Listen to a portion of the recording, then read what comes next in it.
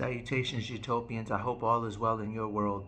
Global here. I've been watching the association a lot, from trade rumors to discussions about the Emiratis Cup, and I just wanted to leave some thoughts and impressions out there.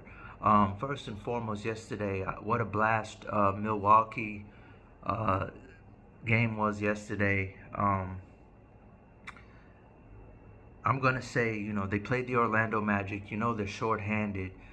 The reason why the win is still significant is because, as you all know, Giannis is, his play style, and Orlando, even without Paolo and Franz, is a supreme defensive unit. Um, they're ranked high in many different categories pertaining to the defensive side of the ball, whether it be rebounding, defensive ISO field goal percentages, etc. Boja, Batazdi, who's like they're basically down to like now their fifth and sixth stringers. You're seeing Wendell Bryan, Batazdi, Tristan da Silva, and they're not skipping a beat. Mo Wagner is in a lot of elite category statistics, points in the paint, drawing contact, fouls, field goal percentage. Per 36, he's at like 24 points per game for the analytic junkies. I'm not a big fan of per 36. It can be very deceptive, but ultimately, at the end of the day, it's a very impressive feat, no matter what. And he's holding his own. He's not just a brother of Franz, who was playing phenomenal prior to his injury. With that being said, Giannis is picking pockets. He's grabbing rebounds. And what I think is so fascinating about the Bucks is the fact that what you're seeing from Denver right now in terms of their struggles and barely getting Aaron Gordon back is exactly where Milwaukee was going into this tournament. And they found themselves right before everyone's eyes. And they've been on a tremendous win streak. Darvin Ham, there's running jokes, hasn't lost a game in the tournament yet. But when you look at what they're doing over there in Milwaukee, I don't think I keep hearing rumors of different, while the game was on, unbelievable that there were still trade rumors. Oh, Brooklyn is not sending anyone to Milwaukee because they don't want to help them out. They think they can land Giannis. This Giannis to Brooklyn nonsense is a joke. That man just had a newborn. He's planning on taking the Supermax. I don't care what anyone tells me. Watching yesterday's battle between OKC and Dallas, a lot of exposure was going on yesterday, primarily from the standpoint. One moment, please.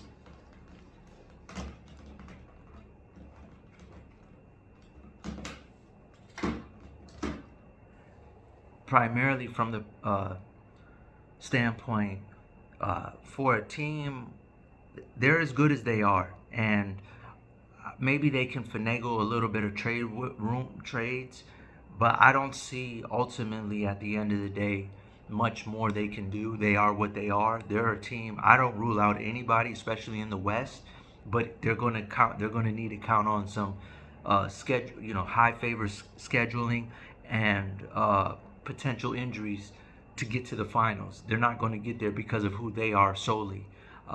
Styles do win fights, so that's why I said schedule is one possibility. Couple injuries here and there. That's 1A, 1B for them. They got exposed. They look very flat-footed on the pick and roll. When a team is able to match energy on the front line, because that's normally where they get everyone. I want everyone to understand, as the person who called it, last year post-trade deadline on my impressions. Dallas, OKC.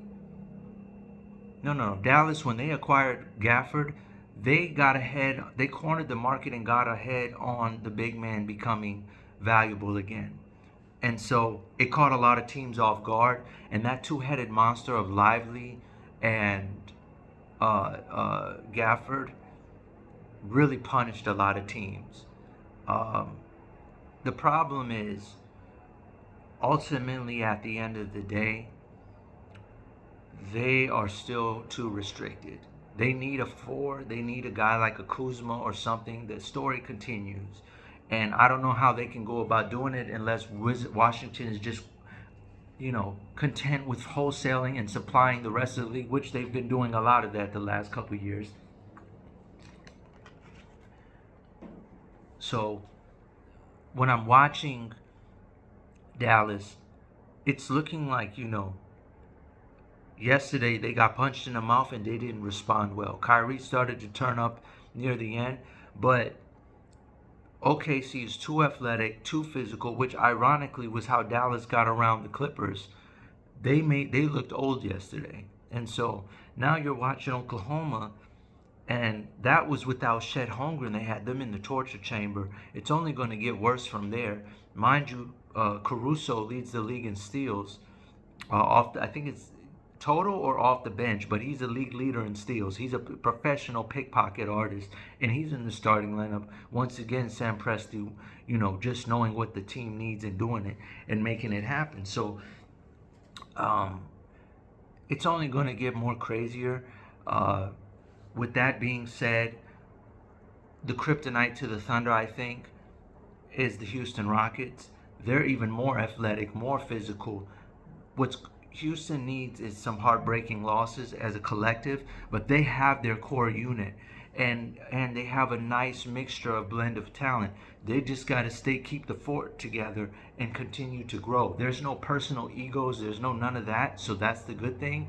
Where Houston has favor, tax-free state, and so with the CBA and everyone having to take less money, they become a prime destination for players to say, hey, this is tax-free, so whatever we know we're worth this, but we'll take this because we know the taxes, the tax implications.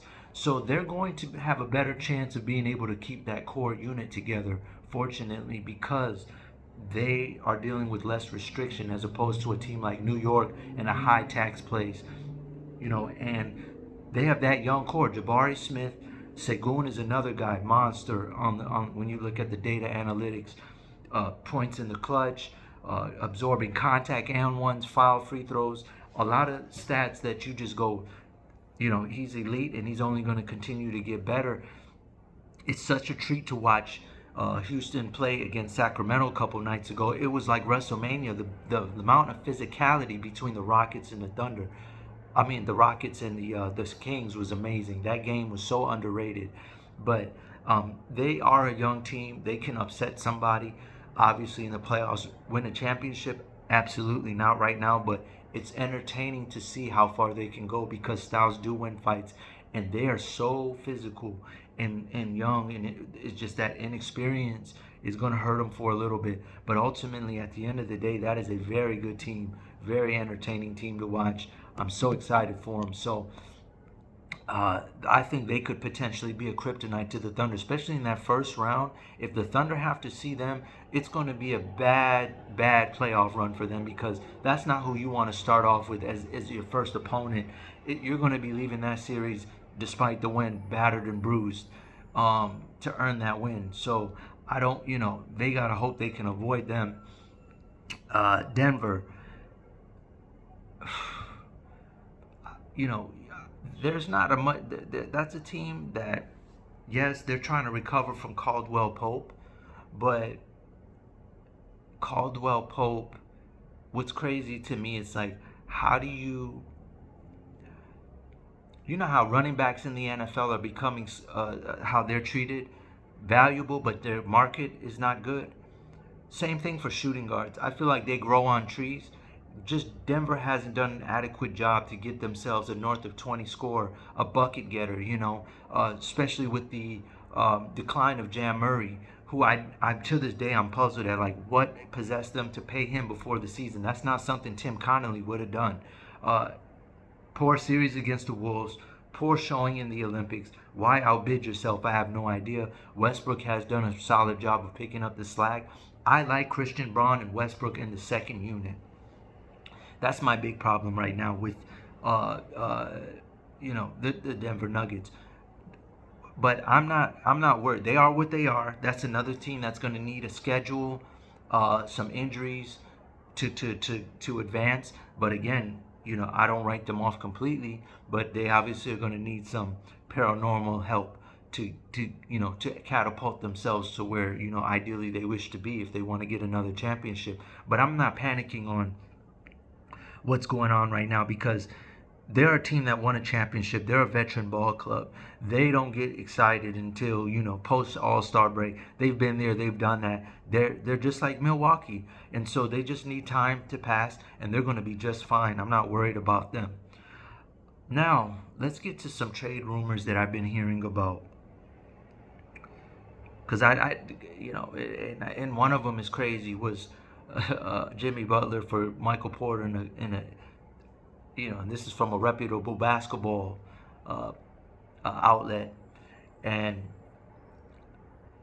listen, Denver doesn't have pieces to make any more trades. They're going to have to, swim in the G League to find who's going to be available. They're going to have to do some scouting and get them a bucket getter at the 2 guard. Like I said, I like Braun. I just want him in the second unit. You could see him close the game out. Not to say that he won't close games out, but out the gate, I don't want to start with a Christian Braun. I want him to change the energy in the second and third quarters when things get low. I want him to be an energy changer, not a guy who you're counting on to carry your team. He's just not there yet, but a very fantastic player to watch. With that being said, I'm watching the Jimmy Butler rumors. Clearly, Tyler Hero has taken over as the alpha one, and Bam is Bam. You can't find those, even if he's a shadow of himself at some moments. You don't find Bams on trees. So you're going to keep that. You're going to keep Hero. Jimmy's the piece that you finagle. For whatever reason, the Heat do not want to play Kyle Ware, first round pick of this year's draft. Phenomenal player, extremely athletic, versatile defender. You could allow Bam to play off ball. They don't want to give him minutes. So as long as they keep that up, yeah, Jimmy's going to have to get moved. It makes perfect sense that Jimmy, and I think they're storing Kyle for after the trade deadline when they move Jimmy. I do believe there's the smoke here on this one because he's not getting a contract extension. They're already loaded enough with forwards, 3s and 2s, so they're not going to go re-up him. And there's quite a few teams in the league that could use him, but who's actually going to get in that water and make a trade? That's a different story. I don't think he helps move the needle for a lot of teams. First of all, he has to go somewhere where there's at least one player who's capable of getting 30, if not 2 guys who are at least capable of getting you easily 20 a game. He cannot be counted on to carry the load, any scoring load in any kind of way. You got to already have that implemented. And teams who have it already implemented, I don't know if they have the necessary prerequisite assets to go out and acquire a player like that. Maybe he goes back to Minnesota. You heard Anthony Edwards say the team's a little soft. He could use another dog. It is kind of tricky though when you got Jimmy Butler and Randall now. That could be, a clash of titans. But in Xavier McDaniel, maybe you move a Rudy Gobert. And take a Kyle Ware with him, sending off DiVincenzo, who's a loose piece right now. They got too much depth. They need to loosen it up, especially with Shannon, who's waiting in the cut. Eventually, he's got to get some minutes. There's no way you don't give him any time, at least as your 6-man scorer. Some point, Dillingham is going to have to take over the helm. So the Wolves have a little more than they can carry, and they could probably lose some of that depth because that's part of their problem. Just trying to figure out how to allocate all these minutes. Finch has a tough, difficult task at hand, but I don't know if that is a team on the radar. Sacramento, De'Aaron Fox has been rumored to Miami since Sacramento only has 160 M's to put his way. He's obviously worth way more than that. When you look at guys like certain players getting at 220s, like a Franz, there's no way Fox is not worth that. Just that market doesn't allow it. I do think Sacramento will be a key market in the future, especially with Domas.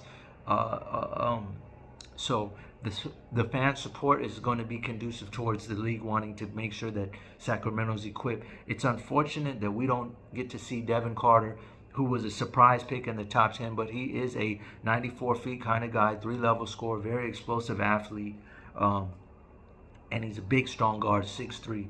you really do want to see this guy eventually get out there. He's electric. He plays with a lot of energy. It would help a lot if they knew what they had with him. He is the son of a former NBA player, so he knows the game. But it's still, you want that confirmation. He's already starting the season off with a surgery, so that's making it more cloudy on how they can go about it. But I think part of their lowball offer is that reason. Also, Mike Brown, they don't want to re-up him with the right amount of money he feels he's worth. Sacramento's just being really cheap because they know what they got on their hand. As long as they got Domas a lot, they're going to figure it out. Keegan Murray will probably have to step up and emerge a little bit, but they're confident in what they got over there, even though as currently constructed, there's nights where they do not look like a threat to be a finals appearing team.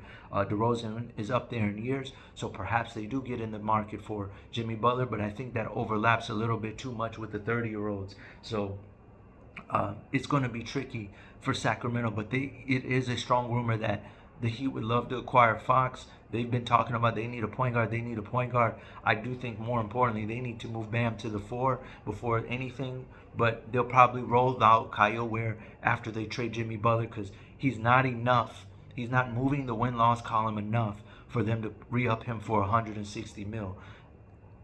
I just don't know what point guard they can get because they're hell-bent on getting one when really I think the position is they need to move Bam to the 4. LeBron, King James. It's similar to Jimmy. If he's going to go anywhere, there's reports from Shams and a couple other reporters that LeBron is open. The Lakers are open to trading Bron and not wait. At this point, if it's going to keep on like this, there's no way he can come back for another year. This is too draining. It's too toxic. I already said this on Thanksgiving. Not like this, you know what I mean? And then what doesn't help the cause is D'Angelo Russell going for 14 assists the game he sits out. And then Brandon Ingram is a pending free agent. And Kyle Kuzma wants to play in a big market. They could just bring back the old gang, and even if you don't win a championship, you're electric, you're exciting, you're up-tempo. And now it's turning into like LeBron is holding back the team. So Lakers are saying we're amenable to a trade. There's only one team I think that's worth it. I hear the Golden State rumors. They don't have a small forward problem. In fact, that's their strength. Kuminga, Wiggins, they don't have that. They need a stretch big. They need a stretch 5. You know what I mean? No matter if it's Zach Collins, which San Antonio's not going to help them out, even if they're years away. They're not going to help the Warriors out, I don't think. But there is Steve Kerr ties. You know, we've heard the Utah rumors. I hope to never hear it again, quite frankly. But Golden State doesn't need another small forward. They need a big. They need a 5. I watched Kevon Looney a couple nights ago. He hit this mid-range free throw jumper effortlessly, and I'm like, why don't he do that all the time? Why are they not letting him face up? And then the next day, the rumors were the Warriors are on the market for big. They're only one real stretch 5, especially since Draymond is not a consistent threat. We did see him take Rudy Gobert went viral off the dribble at the top of the key. But for whatever reason, Draymond is not looking for his shot enough. So they have to get a bucket getter at the 5, no matter how undersized. There's, maybe DeAndre Ayton. Again, I don't see a Western Conference team bailing them out. And, the Magic, yeah, you could maybe do a Wendell Bryan or something, but I don't know what the Magic's mindset is. They have so many lengthy bigs over there that they're just not going to be able to play. Tristan Da Silva's being held back. Rookie from Colorado looks phenomenal to me. He's ready to shine. When Pablo returns, back to the bench you go. Franz returns. He won't see he'll be lucky to get 10, 15 minutes a game just by when you got 2 guys who are worth north of 200 M's, you're going to play. Jonathan Isaac already leads the league in shot blocking. I haven't even got to him. He's a cheat code. At 6'11", 5 position defender, he has to play, and he can score. So, he can shoot the 3 a little bit. He has to play. It's so many guys over there. They're going to have to loosen up eventually. Jonathan Isaac would get the Warriors right back in the conversation. Wendell Bryan. Bataz Day, he's a rim protector. He reminds me of Omar Asik from Turkey.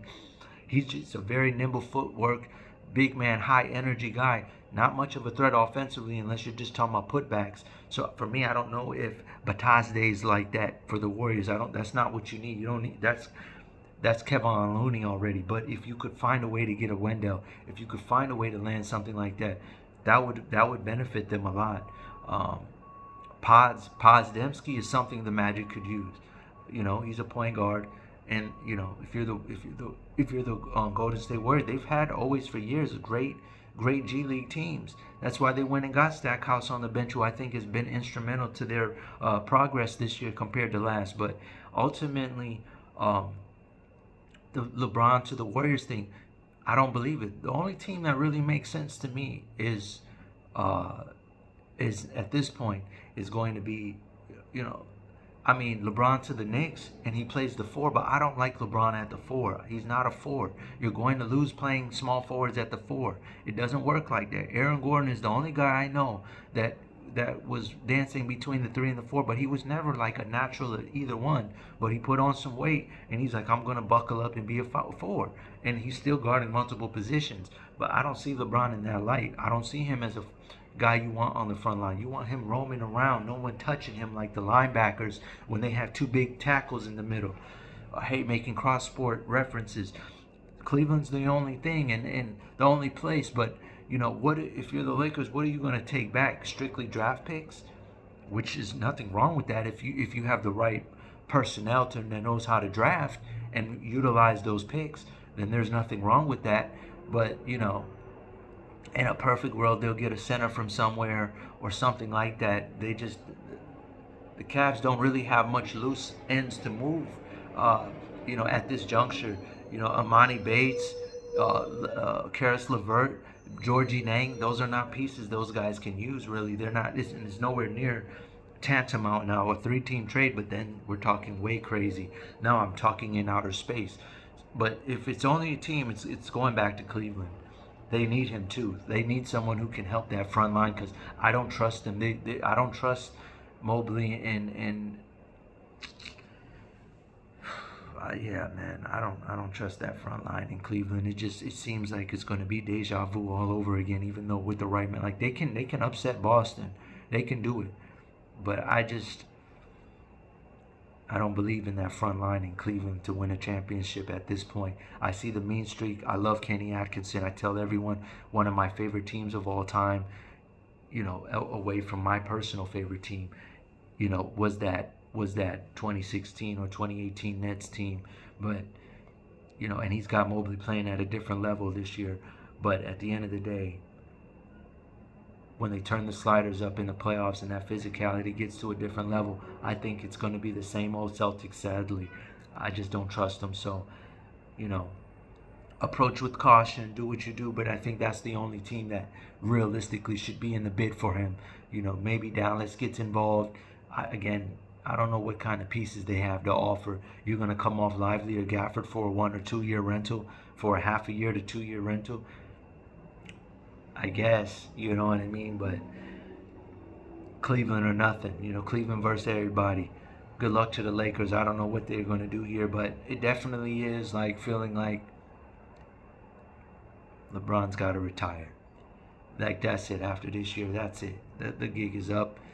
He's now going to become the villain if he stays any longer. It's not a good look that D'Lo is out here thriving. The minute he gets out the game, the team looks different. The energy's different. I love LeBron, but it's just got to be candid. He said he doesn't want to be the guy that sticks around. That's exactly what's happening if he continues on this trajectory. Utopians, I'm going to try to do better next time. Global, out.